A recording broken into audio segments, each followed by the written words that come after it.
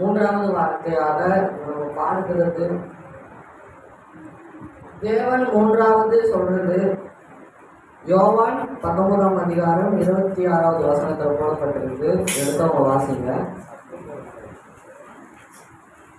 19:26.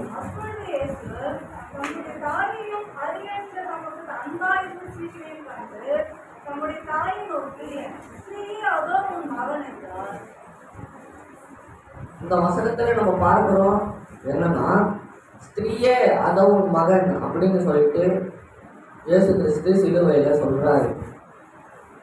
ஒரு பெற்றெடுத்த தாய மகன் ஸ்திரீயே அப்படின்னு சொல்லுவானா? மரியா அவங்க இயேசு கிறிஸ்துவை பெற்றெடுத்து வளர்த்து இத்தனை வருஷம் ஆளாக்கி அவரை வளர்த்தவங்க மரியா. அப்போ அவங்கள இயேசு கிறிஸ்து ஸ்திரீயே அப்படின்னு சொல்லும் பொழுது எவ்வளவு வேதனையாக இருந்திருக்கணும்ல. நம்ம பெற்று நம்ம வளர்த்த பையன் நம்மளும் போயிட்டு ஸ்திரீயே அப்படின்னா ஒரு பெண்ணை, அதாவது ஒரு பொண்ணு அப்படின்னா குறிக்கும், அம்மா சொந்தக்காரங்க அப்படின்னால இல்லை. ஸ்திரீனா ஒரு பெண்ணு, அவ்வளவுதான். அப்போ யாரோ ஒருத்தவங்களை சொல்ற மாதிரி சிலுவையில இயேசு கிறிஸ்து ஏன் ஸ்திரீயே அப்படின்னு சொல்லிட்டு அவங்களை பெற்று வளர்த்த தாயையா சொல்லணும். அதைதான் இப்ப நம்ம பார்க்க போறோம். ஏன் அப்படி அவர் சொல்லியிருக்கிறாருன்னா, முதலாவது காரியம், அவருடைய அம்மா இப்ப அவர் மறிச்சிடுவாரு, 3ஆம் நாள் உயிர்த்தெழுந்துட்டு அவர் பரலோக ராஜ்யத்துக்கு போயிடுவாரு. அவருக்கு சகோதரர்கள் இருக்காங்கன்னு வேதத்துல போடப்பட்டிருக்கு. அது எத்தனை பேரு அப்படின்னு சொல்லிட்டு குறிப்பிடல. ஆனா இயேசு கிறிஸ்துக்கு சகோதரர் இருக்கிறாரா அப்படின்னு சொல்லிட்டு நம்ம பார்க்கிறோம். சகோதரர்கள் இருந்தாலும் அவருடைய அம்மா மேல அவர் வச்சிருந்த அக்கறையினால அவர் தன்னுடைய பிடித்தமான சீசன் யோவான் கிட்ட அவங்க அம்மாவை ஒப்படைச்சிட்டு போறாரு. நான் எனக்கு அப்புறமா நீ அம்மாவை பார்த்துக்கோ அப்படின்னு சொல்லிட்டு இயேசு கிறிஸ்து சொல்றாரு. அப்போ ஒரு சிலுவையில அந்த டைம்ல அவங்க அம்மா ஏற்கனவே அவங்க ரொம்ப கஷ்டத்துல இருக்கிறாங்க, அழுதுட்டு. அவங்களுடைய தங்கச்சியும் அந்த இடத்துல இருக்கிறாங்க, சொந்தக்காரங்க தெரிஞ்சவங்க எல்லாருமே அந்த இடத்துல ரொம்ப ஒரு துக்க சூழ்நிலையில இருக்கிறாங்க. அப்போ அந்த டைம்ல இயேசு கிறிஸ்து அவங்க அம்மாவை பார்த்துட்டு அம்மா தாயா அப்படின்னு சொல்லிட்டு சொல்லியிருந்தாங்கன்னா அவங்களுக்கு இன்னும் ரொம்ப கஷ்டமாக இருந்திருக்கும். சிலுவை நம்ம பையன் உயிருக்கு போராடிட்டு இருக்கிறோம், அப்போ கூட நம்மளை அம்மான்னு சொல்லிட்டு நம்மளை கூப்பிடுறாருன்னு சொல்லிட்டு அவங்களுக்கு ரொம்ப கஷ்டமாக இருந்திருக்கும். அதனாலதான் இயேசு கிறிஸ்து அந்த இடத்துல ஸ்திரீயே அப்படின்னு சொல்லிட்டு சொல்றாரு. இந்த இடத்துல மட்டும் சொல்லல, இன்னொரு இடத்துலயும் ஸ்திரீன்னு சொல்லியிருக்கிறாரு. ஒரு கல்யாணத்துலயும் அவங்க அம்மா மரியாம்மா சொல்றாங்க இந்த மாதிரி. அவர் என்ன சொல்றாருன்னா, ஸ்திரீயே என் நேரம் இன்னும் வரல அப்படின்னு சொல்லிட்டு சொல்றாரு. அப்போ முன்னாடி ஒரு வாட்டி சொல்லியிருக்கிறாரு.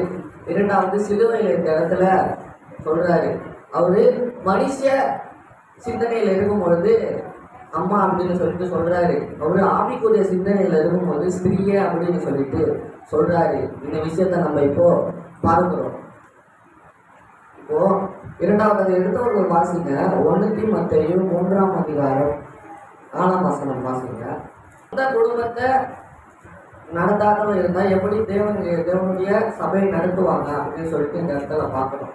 அப்போ இயேசு கிறிஸ்து இந்த இடத்துல என்ன பண்றாருன்னா, தன்னுடைய அம்மா மேல அக்கறையாக இருக்கிறதுனால தனக்கு மிகவும் பிடிச்ச சீசன் கிட்ட அவருடைய அம்மாவை ஒப்பு கொடுத்துட்டு போறாரு. அப்போ நம்மளுடைய பெற்றோர்களை நம்ம மதிக்க தெரிஞ்சிருக்கணும், அவங்கள நமக்கு பாதுகாக்க தெரிஞ்சிருக்கணும், அவங்க மேல அக்கறையாக இருக்கணும். அதுதான் தேவன் அந்த சிலுவையில நம்மளுக்கு காட்டுகிறார். அவர் பேசுற அந்த 7 வாக்கியம் மிக ரொம்ப முக்கியமான வார்த்தை. அதுல இந்த இடத்துல அவர் என்ன சொல்றாருன்னா, முதலாவது நம்ம மன்னிக்கணும் அப்படின்னு சொல்லிட்டு கத்து தராரு. ரெண்டாவது நம்மளுக்கு ரட்சிப்பு முக்கியம் அப்படின்னு சொல்லிட்டு அந்த இடத்துல ஒரு விஷயத்த கத்து தராரு. மூன்றாவதாக நம்மளுடைய பெற்றோர்களை நம்ம பார்த்துக்கணும் அப்படின்னு சொல்லிட்டு அந்த இடத்துல தேவன் நம்மளுக்கு கற்றுக் கொடுக்குறாரு. முக்கியமாக நம்மளுடைய பெற்றோர்களை நம்ம மதிக்க தெரிஞ்சிருக்கணும். நிறைய பேர் தன்னுடைய அம்மா அப்பா வயசு கொஞ்சம் அதிகமாயிடுச்சுன்னா, வயசாயிடுச்சுன்னா அவங்களை அதிகமாக நம்ம கண்டுக்கிறது இல்லை, அவங்கள மதிக்கிறது இல்லை. சின்ன வயசுல நம்மளை எந்த அளவுக்கு பார்த்துருப்பாங்க. ஆனால் இப்போ அவங்கள பார்க்க வேண்டிய கடமை நம்ம கிட்டே இருக்குதுல்ல. நம்ம குழந்தையிலேருந்து நம்மளை தூக்கி வளர்த்தாங்க.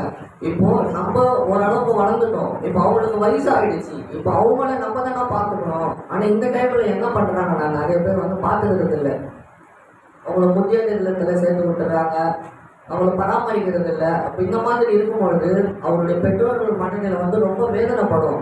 இப்போ அதனாலதான் தேவன் அந்த இடத்துல தனக்கு பிடித்த சீசன் யோவான் கிட்ட தன்னுடைய அம்மாவை வந்து அவரு பார்த்துக்க சொல்லிட்டு போறாரு.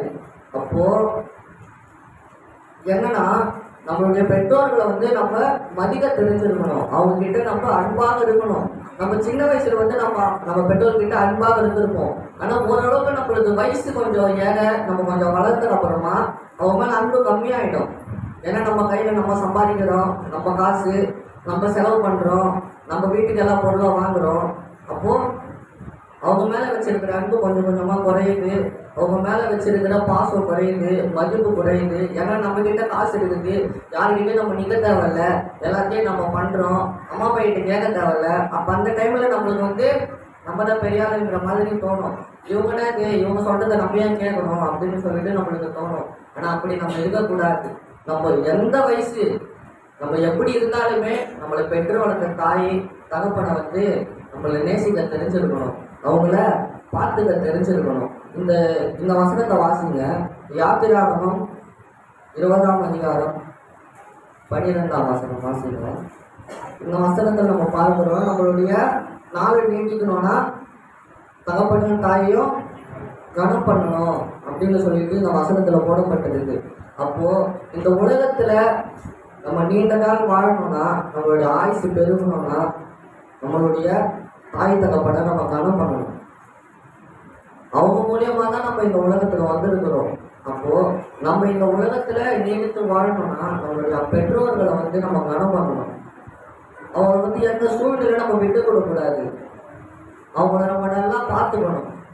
நம்ம இருக்கும்பொழுதே நம்ம பார்த்துக்கணும். அவங்க இறந்துட்டதுக்கு அப்புறமா அவங்க போட்டோ வச்சுட்டு அழுதுட்டு ஸ்டேட்டஸ் போட்டுக்கிட்டு அவங்க படத்தை வச்சு மாலை போட்டு அவங்களுக்கு படையல் வச்சு நம்ம அந்த மாதிரி பண்றது இல்லை.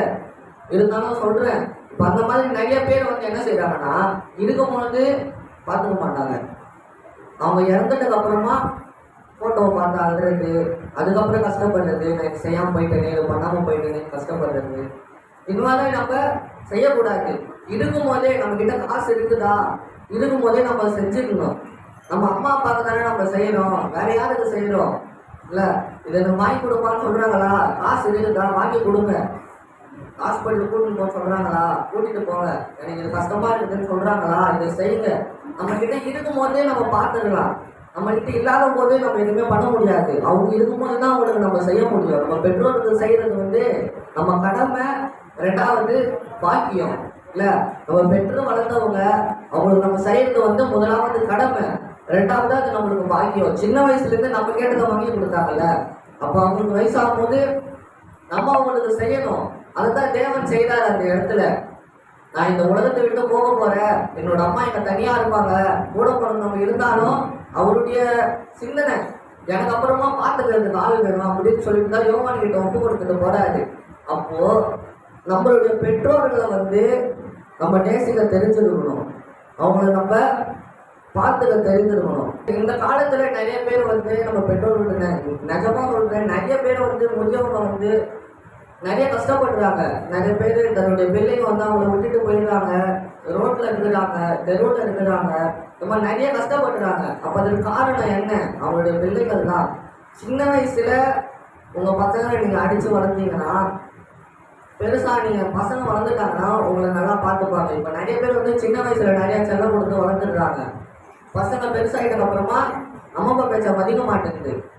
அப்ப நம்ம சின்ன வயசுல நம்ம பசங்களுக்கு சொல்லிக் கொடுக்க வேண்டியதை நம்ம சொல்லிக் கொடுக்கணும். அப்போ பசங்க வளர்ந்து வரும்போது சின்ன வயசுல சொல்லிக் கொடுத்தது ஞாபகம் இருக்கும்.